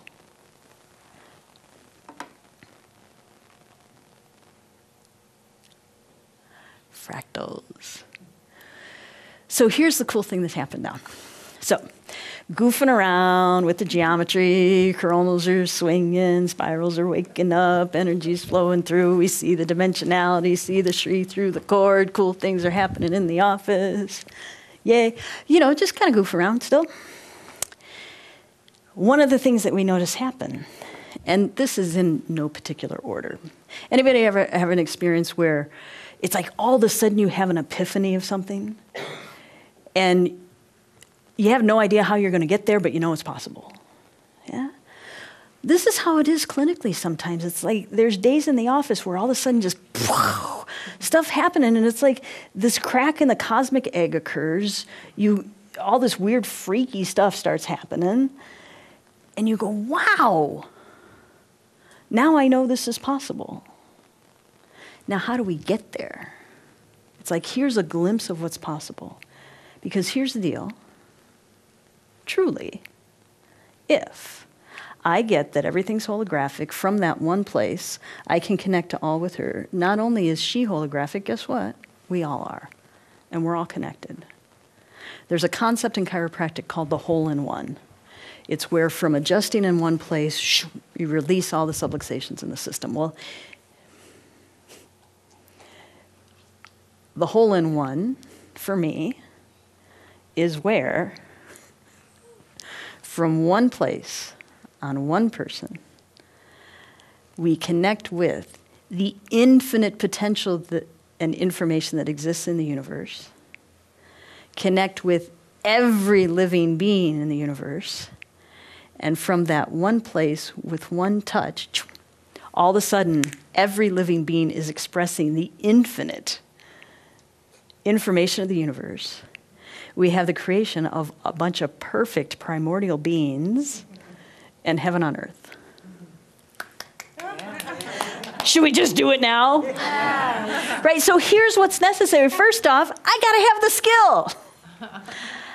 I tell you straight up, I'm good at what I do, but I'm not quite there yet. But you know the other thing we need? People who are ready. Have you ever seen that exponential curve? That growth curve? Essentially, it's that one that takes off slowly, and then it curves up, and then all of a sudden points skyward. And it's exponential growth, right? Well, if we take a look at that and the growth of our consciousness, I think that we're right here where it's starting to curve up. When we get to the place where we're here, then I think that adjustment will be possible. Right? But we're still here. And so the thing is the question is, not just in the magic of a moment, not just in when we're at this big seminar and this huge loving field is built that magical things can happen. We've all been there, right? But in our everyday lives, when we're sitting on the back of the bus with the two screaming kids and the person smoking and yelling at you, right? How do we get to a place where our physiology, again, I think it's through integrating that and becoming conscious of our geometry. What was happening is that, what I'd see happen, and so we've got these triangles pointing down, and we're just about to an exercise. It seemed, instead of these like 6 triangles pointing up and pointing down, what was happening is that it almost felt clinically as if you can imagine there's a base of a triangle here, saying at the base of sacrum, it almost felt as if this triangle, which also pointed down, was pushing down through there. The ones that were pointing up were pushing. And then it seemed like the geometry was just simply reshaping and forming. And what I realized is that the body was just showing us that fractal of the triangles on a bigger scale. And so what happened is that all the triangles pointing down started to form this, let me back up, started to form this huge triangle where the point of it was right down at the bottom of the pelvis, and the base of it, if you were to extend the arms out, was right there. All the ones pointing up, the point of it came up to the head here and went down, and the base of it went out to the bottom of the feet. And there were these beautiful points that showed up where the patterning just seemed to lock it there at the top of the head, the hands here, right? The bottom of the pelvis here, at the bottom of the feet. And the body was going into this huge star pattern, which is the Star Tetrahedron.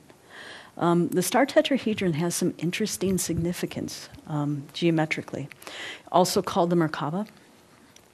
And there's tons and tons and tons of stuff out there on the Star Tetrahedron and the Merkaba. You could do like a month-long seminar on it. Here's the stuff that I want to kind of bring to light, though. Essentially, the Star Tetrahedron, it's where our inseparable parts come into equilibrium. So our spirit and matter, right? It's where they come together and truly merge and become one and inseparable. Within the Star Tetrahedron, essentially, is the information of all. Interestingly, the silicon chip that's responsible for memory in the computer, guess what its geometry is? The Star Tetrahedron. It essentially is the shape and the geometry of memory, of knowledge, of knowingness. In the body, essentially expressing that Star Tetrahedron, it started to express more its holographic nature. When you're first working with somebody, geometrically, it's maybe one pattern at a time, one experience at a time releasing. Then what happens is that the body gets to a level of flexibility where it says, wait, this experience is related to this one and caused me to view this one this way. And the system will start working with combinations because it realizes that none of our experiences happen by themselves. They always have ripple effects. Well, as the body starts to work with more complex things, then it starts to see itself in a more connected way. When it starts to go into these fractal patterns, the body's going, wait, I can see the entirety and the completeness of me. I, instead of seeing 5 or 6 patterns, can see thousands of patterns, all of them building into this amazing potential within me that is ready to awaken. And so what I'd love to do, if you're up for it, now that we're past the putting you in distortions, is give you just a quick experience of the Merkaba in your body, okay? So we're going to review here. The triangles that point down, essentially we're going to talk you through them merging with the ones that point up, okay? And so the ones that point down, and we're going to combine them, is at the pelvis. And so the base of it is right at the top of your pelvis, and then the point goes down to the bottom of your pelvis and the tip of your tailbone, okay? So that's one that points down. And then there's another one from the base of the ribs that points down, okay? The other ones that point down is across your shoulders, and that points down. And the one that's right across at the base of your skull and points down. And so those 4 are going to merge to create this huge that goes, the base that goes out to your arms, and then the point all the way to the bottom of your pelvis, and I'll talk you through that. Then the ones that point up, it's kind of a weird one. Can I use you for a second? Standing sideways. It points up from the base here, but then also from the abdomen here, it points up. And so it's angled a little bit.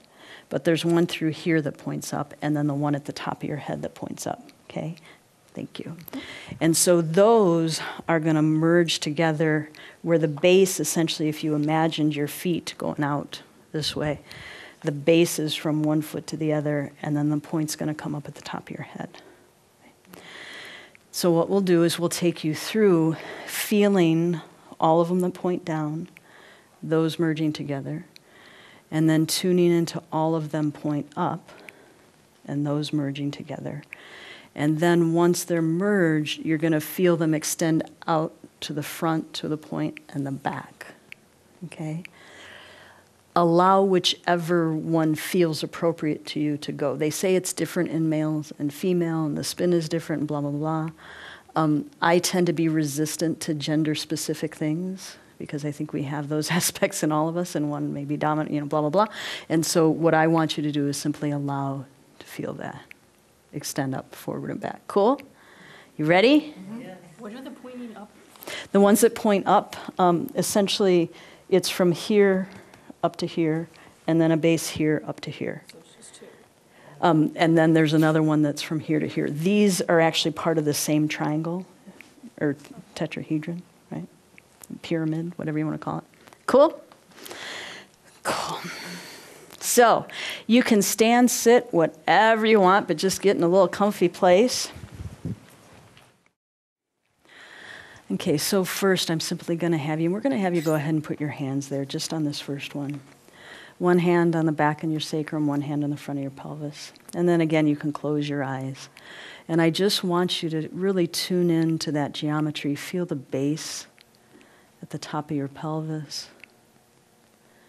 Feel as it points down, it also seems to almost make you want to sink down into the floor. Okay?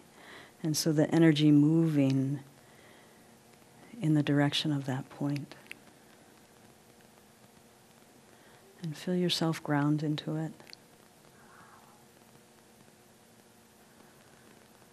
And then not losing awareness of that, but bringing into your awareness that triangle that starts at the base of the ribs and points down all the way to the low back.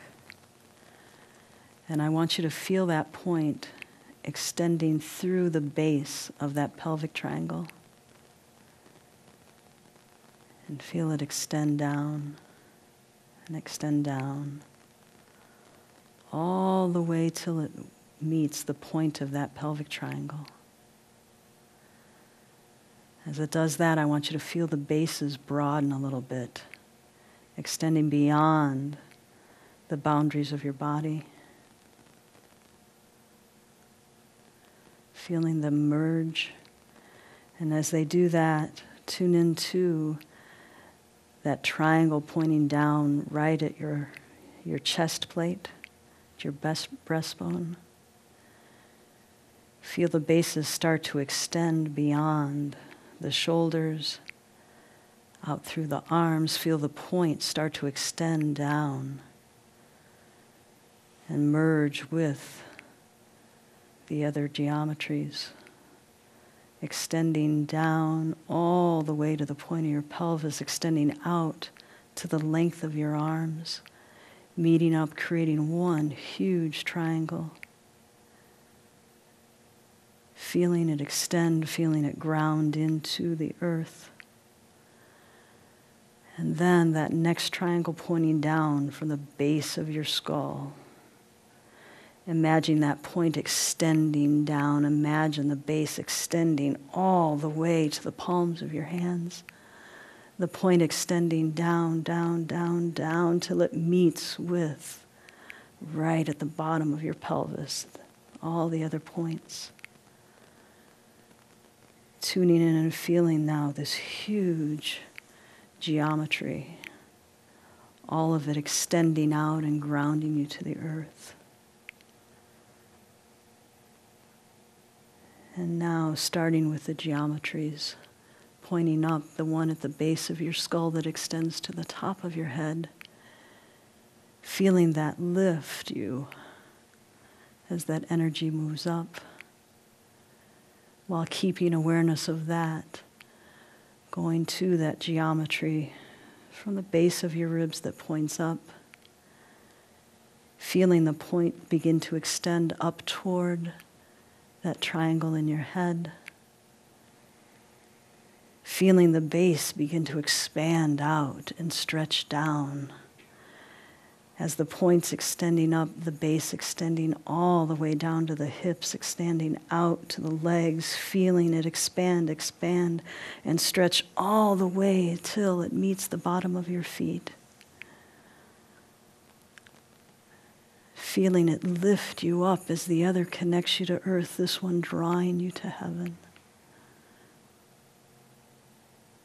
Tuning into those energies as they come together, moving in different directions, pulling you in different directions, and yet so completely inseparable, merged, somehow bringing an awareness of your wholeness. And now as you tune in, feel each of those geometries, one extending to a point in the front, way beyond the confines of your body, stretching out, and now one extending to the back, again beyond the confines of your body.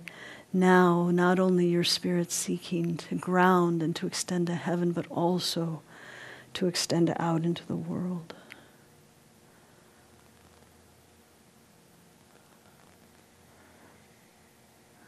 Allowing yourself to feel the resonance of that geometry. Being aware as you tap in that it may start to move. You may feel the geometry start to wobble a little, start to spiral, start to flow.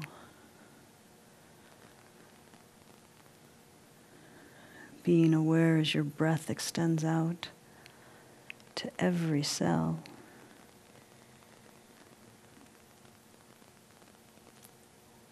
Being aware that in this state,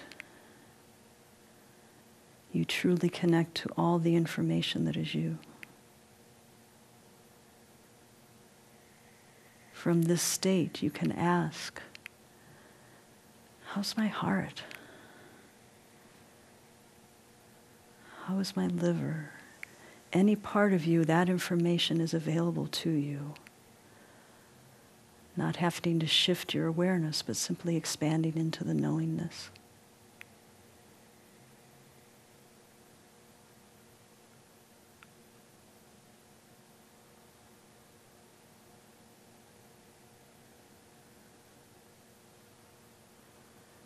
And now coming back in.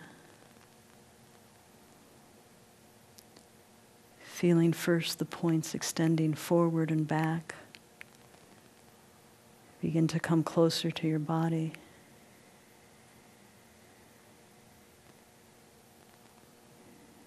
Feeling the geometries that point down. Begin to go back to their natural state.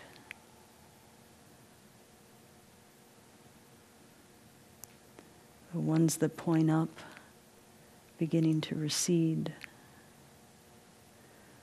back to the core of the body, retracting through the arms, the legs.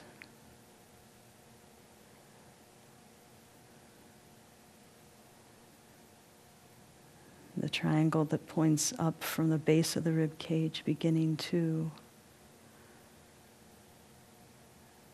pull that point back in. The triangles pointing down, beginning to return to the neck, the chest, the low back.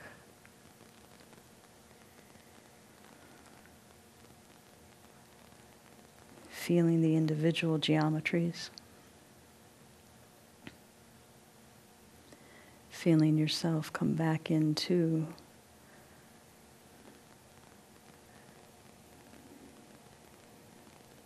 the awareness of your body, being grounded, not losing that state of connection, but simply being able to move life through that way.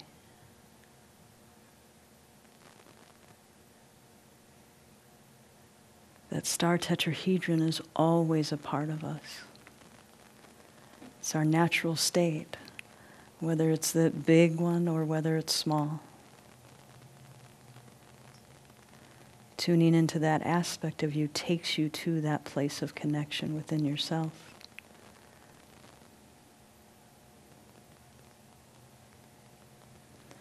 And truly with others. And so just starting to move your shoulders. Move your hands.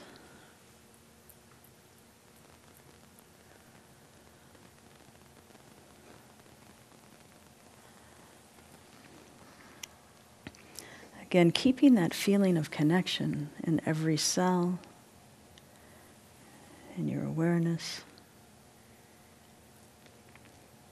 And just approaching life that way.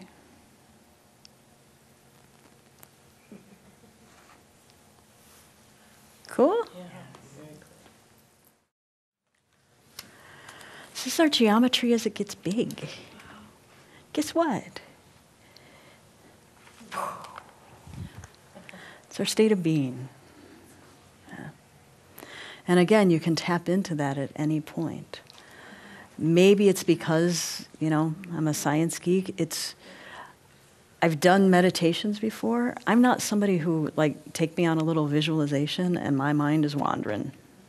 It just does. I'm so very kinesthetic. I need to feel it in my body.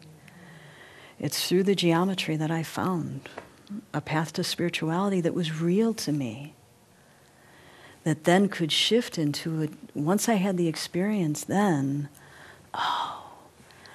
it's like I could get people's sense of faith and devotion. Before it was here. Just took me into it.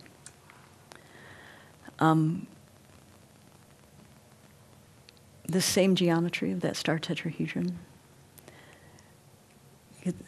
you can experience on finer and finer levels. During the person's evolution, there'll be times where the entirety of the geometry you'll feel just in the cranium. And I swear I could be there just a half hour, and from that place, you can see everything. From that place, people will say, oh my God, you were up here, but I felt it shifting. All these other places. Because their awareness got there.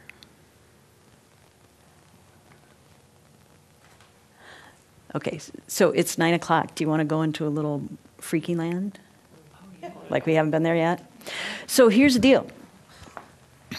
And again, please know, you guys, this is just what we were goofing around. This is just what we were finding. This was the next step in people's evolution as their system was just opening up to different levels of awareness, right?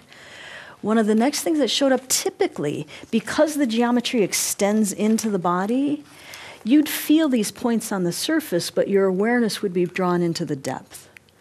Well, there came a point where you'd feel these just huge patterns just seemingly squeezing the system. And you do your typical thing. You know, I find the contact on the surface, but as I'd extend in, it's almost like things got harder. And I have a rule. If I'm working hard, then something's wrong. Because here's the deal. If I'm putting my finger on the place where the potential's the greatest, their system ought to grab me by the coat collar and yank me in so strong that I can't resist, right? I shouldn't have to work to get there. Well, it seemed like I was working hard. And so I'm like, what's going on? Well, what I realized is that instead of tuning in, guess what? We had to, from the body, tune out into the field. Because the geometry, guess what? Just like our energy doesn't stop here. It continues here. And so there were these other geometries that extended from the body out. And what was interesting is that as they would open up, people would say things like, gosh, it was like just a weight that I've been carrying my entire life was lifted.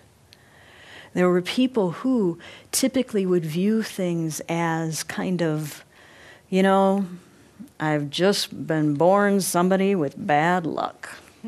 It's just part of who I am. Or, you know what, ever since the day I was born, the world was out to get me.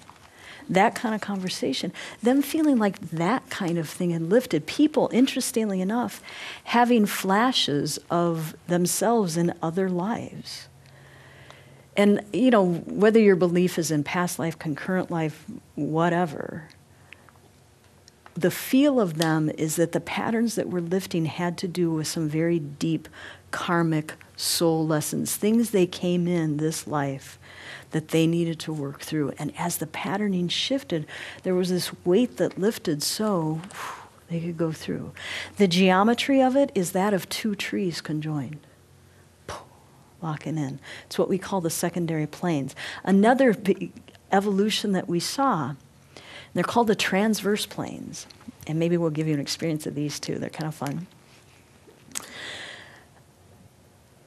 There comes a point where the geometry of the body starts to fade, right? And at that point, it becomes much more about the flows. And so what happens, as you can imagine, and so there's this energy stored in the system, right? And so what do you think is going to happen when I release this energy from the system? You're going to see a wave of energy move through, right? Boom, it pops up. Well, what you'll often see on the table is you release that, and the person's breathing will start to open up. And it's just that wave of energy moving through. Sometimes people will even start to move. It's like, God, I gotta stretch. Or they'll feel it's like a sneeze comes up, they gotta move, right? That's just those waves of energy moving through the system. And they'll start to pulse like this. And they go up the back and down the front. In that cosmic orbit, they'll flow here. And then as the body starts to open up, you'll see them come together, and you'll start to see it actually happen in spirals through the system. And sometimes you'll see that manifested outside. Sometimes you just feel it really close to the core. Where there comes a point where it's the body truly is looking at itself more in its terms of its wave dynamics than in its physical geometry. And the transverse planes are one of those. And what happens is that, so there's 9 of them. Right? And so there's one midway in the pelvis here, one right at, and they feel kind of like diaphragms, right? And then one right at the top of the pelvis here, one right at the rib cage around your belly button here, one right where the diaphragm is, one right like under your clavicle, right above your lungs, at your throat here, right under your jaw here, one right through here, and then one right here. Right?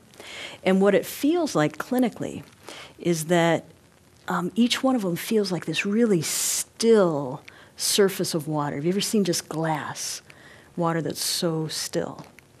And it feels right under it is just this little wave that wants to break through. But the surface tension, it's so still, it's such a glass surface that the surface tension is so great that it can't quite make it through. Right?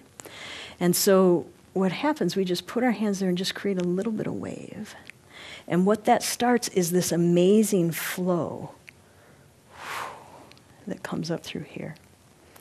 And again, I'm just experiencing this clinically, going, wow, that's really cool. And as it opens up, what feels like is happening is that the system is starting to come to peace with our polarities, our incongruence, you know?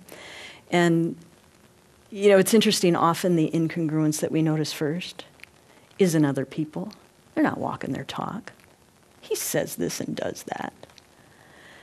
The bigger things, once we heal that and become a little less judging of that, is coming to peace with our own incongruence. Because we all got them. We all do. It's what inspires us. It's what moves us forward. It's the recognition of that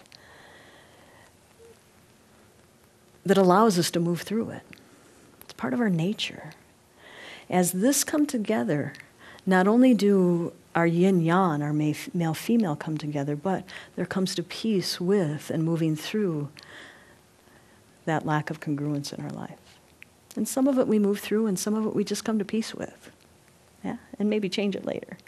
Right? And I'm talking to Donna. Wow, there's this cool thing that's opening up. And as it opens up, I can feel the breath come up and down, and it pumps, and it seems that these channels are just meeting and coming together. And then when it gets to the top, it feels like there's this huge energy surge through the body. And she's like, whoa, that sounds like the nadis. I'm like, thanks, Donna, you got a book on it? So she gives me one. I would be walking around in complete ignorance if it wasn't for her. And so, you know, the nadis have to do with the awakening of the kundalini, the male-female aspects. And so here's the deal. Because for me, it's simply noting something, this is the feel of it, and wow, it sounds a lot like that. I've said that in public, and there's been people that have come at me pretty strong saying, look, the kundalini's dangerous. You shouldn't be waking that up on people. And it's like, well, first off, I'm not awakening it in people. I'm noticing patterns, and when they show up in the person, to me, when a pattern shows up, it's the body saying, okay, I'm ready to do this. The kundalini is dangerous, just like any energy is dangerous on a system that cannot integrate it. When you expand your awareness way beyond your flexibility, you're going to fry the system. Years ago, when I was still wet behind the ears, within a few days, I had a couple new people, right? One of them worked at Argonne Labs, and it had been exposed to radiation. Another one had had a really intense kundalini experience. Guess what? Both of them had the same feel of fry in their system, right? It had that same zit, zit, zit, and a lot of stuff to sort out. Energy is energy. You either integrate it or not. It can be the best energy in the world, but if you're not integrating it, doesn't matter, right? And so with this, it's not like we're seeking to awaken it. It's that the body's stepping into, wow, I'm ready to work with these energies, right? And what's kind of cool is that you'll see there's little arrows. There's actually a feel as you release them of the body coming down and then up. And as that starts to pump up and down through the system, that creates then this feel of this energy moving up through, and it extends back and forward. You want to goof around with it? Just for fun. Well, I mean, you know, it doesn't matter to me. Do you want to goof around with it or no? Sure. I mean, we're not going to awaken your kundalini. We're just going to give you a sense of, you know, woo! We're just going to give you a sense of the flow in the body. Okay? Cool. So a few things I want you to get in touch with. So the ones that point down is an inhale, and then it's an exhale for the ones that point up. And so you'll notice it's down, up, down, up, down, up, and then it's down, down, and then up. Okay? So it's going to be an inhale, and then an exhale, an inhale, and exhale at the diaphragm, inhale, and then exhale at the throat, and then it's a okay, and what you'll feel is this movement down and up. Now, as you do that, okay, and so there's this and then this. And so essentially, as you're inhaling, there's this movement, and then it comes up. And that's essentially getting a sense for that energy that moves back. And so it's inhale, exhale, and it's kind of complex. Try to keep up, right? Right? So is that, and I mean, don't get heady about it. Just feel your hands go back and forth like this. So we're just going to have some fun. Cool? And then the other thing that's kind of fun is that the ones that point down also extend back and then here. And so essentially you get this kind of motion that comes back and then up and then back and then up and then back and then ultimately up. And so it's all of this, it not only brings this together, but ultimately it lifts us to be pointing toward the infinite. Cool? Okay, ready? And by the end of this, you'll also be able to walk and chew gum at the same time. Right. You'll be so coordinated, okay? And so first thing is we're just going to breathe through it. And so if you, that again, the picture's right here. There's one there, on up. And so with this one, taking that breath in, and then top of the pelvis out, and then around your belly button in, diaphragm out, at the top of the shoulders in, and the throat out, and the base of your jaw in, roof of your mouth in, and then when it gets about midway on your head, out. And so now we're going to repeat that with, as we in, our body bends back, and then out, comes up, and that's in, and then out at that diaphragm, and then in, and then out at the throat, and then in, ultimately lifting up and out.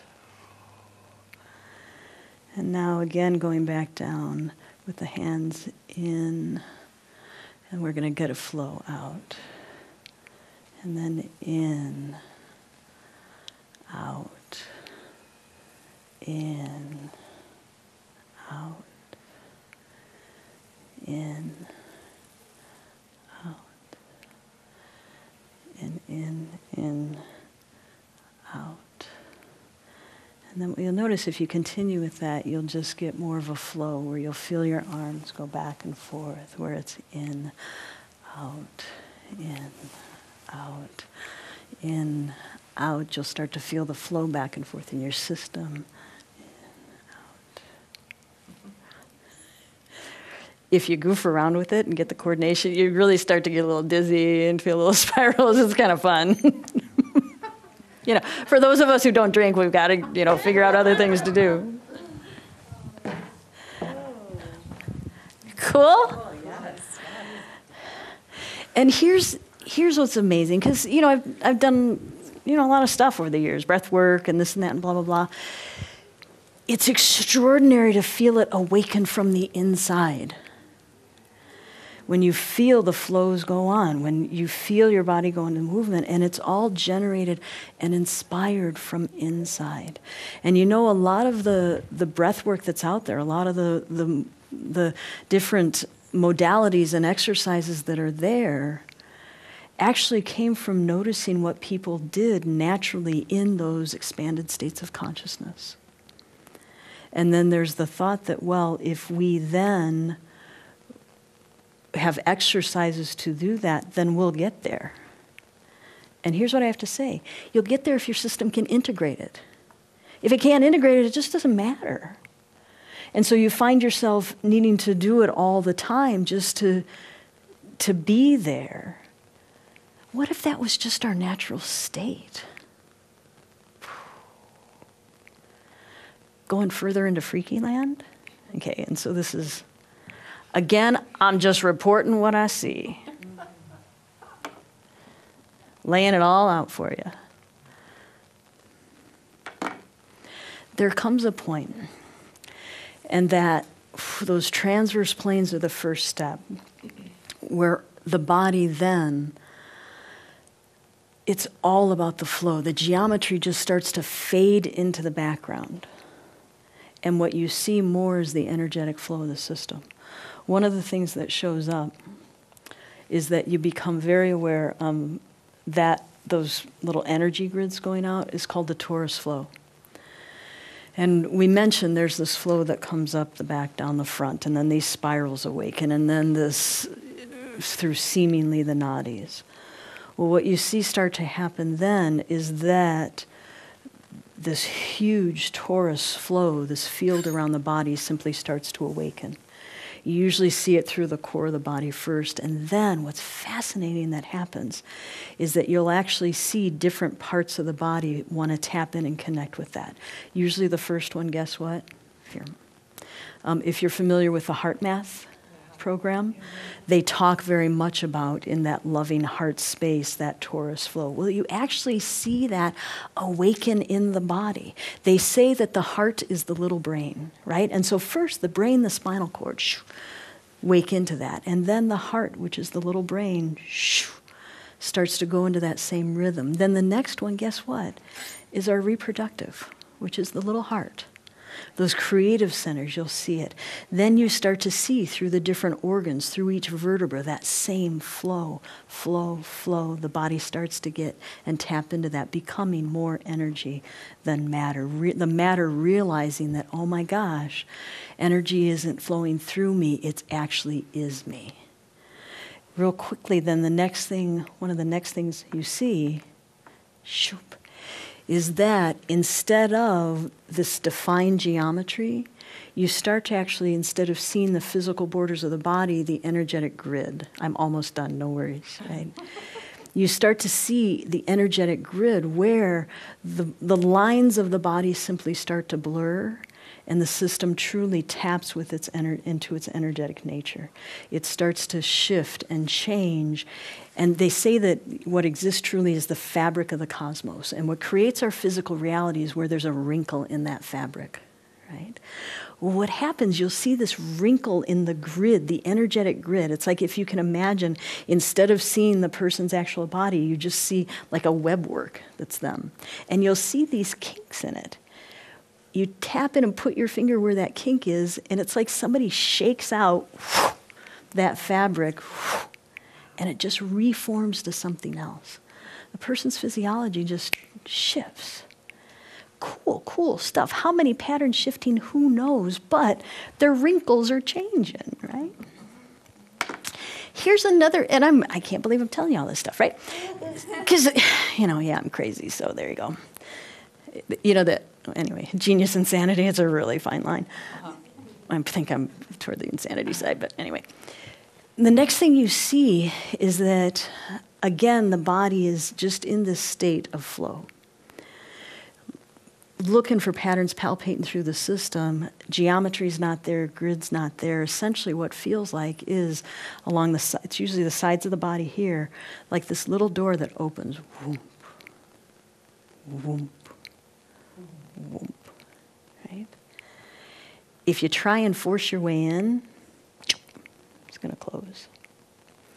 Because what it requires is complete and total surrender. Because what's going to happen as the practitioner, whoop, whoop, it almost feels like if you're worthy, as you pass your hand over, it grabs you, takes you through this wormhole, vroom, throws you out at the other end. Woo! What a ride. The person on the table's like, whew. Bazillions of things change in a moment. The sense that I've gotten, God, I can't believe I'm saying this out loud. The sense that I've gotten, and just from what people have said, I believe in concurrent realities. According to quantum physics, whenever you make a choice, there's a bifurcation point. And some other you and some other reality made a different choice. There's an infinite number of yous playing an infinite number of lives right here, right now. Right? The feel of the wormhole is that the system makes a choice to tap into one of those lives and pull information from it to integrate here. Just from what people said, from what their experiences are. And I mean, truly, physiology shifts like that. It's a moment of complete surrender. There was one time where, just for fun, I didn't even come with any direction. I simply posed the question in my mind, can we go to a particular reality? Shut me out like that. As soon as I pose any question at all, it says, unless you're willing to just be a witness, because in this whole thing, guess who leads the dance? You know, people have said, oh, Sue, you're such a great chiropractor. I'm just good at doing what I'm told. Ask my mom. I was a good kid. Because their system leads the dance. This is one of those moments when the body reaches a place of clarity. And does this kind of stuff happen every day? No. That door of possibility opens and says, take a look at what's possible. And now guess what? You got to walk the path to get there. After wormholes, and again, I've had this experience at seminars, we're a field. Our energy is our essence. There comes a point where there's no flow, there's just isness, there's just pure vibration. It feels as if, as a practitioner, you completely dissolve, the person your hands are on dissolves. In that peace, everything just shifts and then recoalesces into a different reality. No fuss, no muss, no work, changes. The step beyond that we've talked about. That point. That point where from that place, infinity is awakened. This is the possibility I see.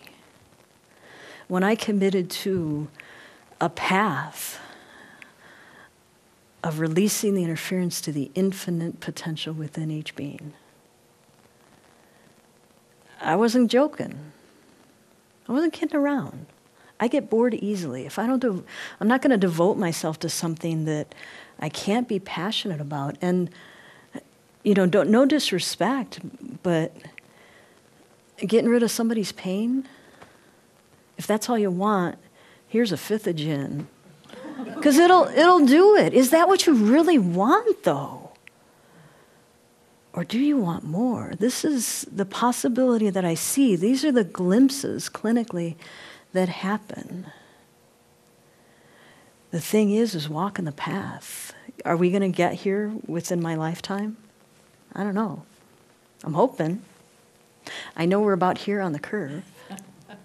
I know the more that we experientially connect with our geometry and become conscious of how sacred we are and how perfect our design is, and have that love for our beingness and respect for the wonder that we are, I know that we take little steps along the way. I choose to believe that incredible things are possible in our life way beyond what we've ever dreamed. It's just a matter of tapping in, and do you want to play? That's all there is to it. thanks for coming, guys. I